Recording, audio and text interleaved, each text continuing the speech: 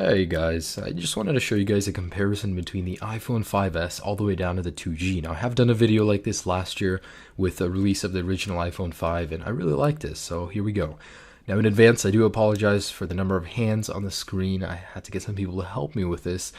But here is the original shutdown test on all devices. I'm going to let go at the exact same time.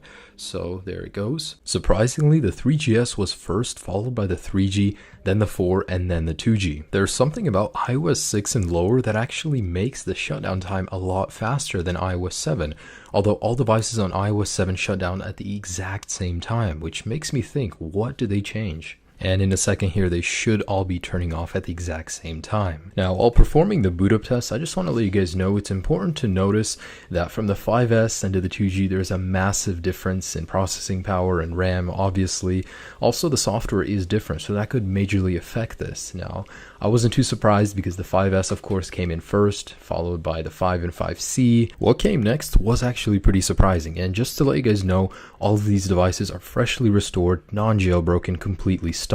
So the 5C and 5 was followed by the 4S, and surprisingly the 2G came before the iPhone 4, then the 3GS, then the iPhone 4, and then the iPhone 3G at long last. That was actually really surprising for me to see because these are all running the latest firmwares, and the 2G is obviously not as powerful as the 4.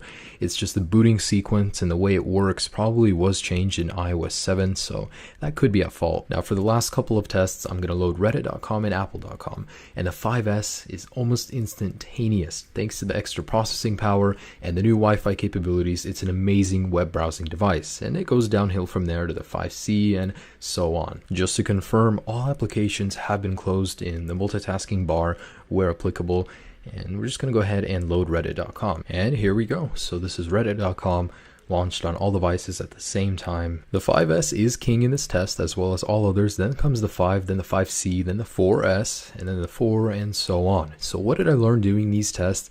I learned that the amount of processing power is greater, of course, as the generation goes on, but it's marginally less noticeable the higher you go. So if you have a 5, I wouldn't really recommend upgrading to a 5S just based on the fact that you want an extra little bit of power because it has an amazing amount of power as it is. If you're always upgrading to the latest and greatest just based on that little spike in power, this video I just showed you guys that it isn't even that noticeable in your day-to-day use. So these videos I always enjoy making, guys. I really hope you guys liked it as well.